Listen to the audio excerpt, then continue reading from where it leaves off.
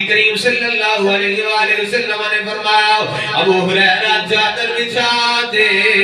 حضرت ابو ہریرہ نے چادر بچھائیے. میرے کریم آقا صلی اللہ علیہ وآلہ وسلم نے توجہ میرے حل کرے آئے سرکار نے فضا وچ ہاتھ بلند کیتے نا اینڈ بک پر آئے تے چادر وچ رکھے آئے.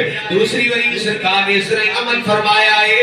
تین دفعہ سرکار نے عمل فرما کے میرے آقا نے فرمایا ابو ہریرہ چادر کو سمیٹ کے اپنے سینے نہ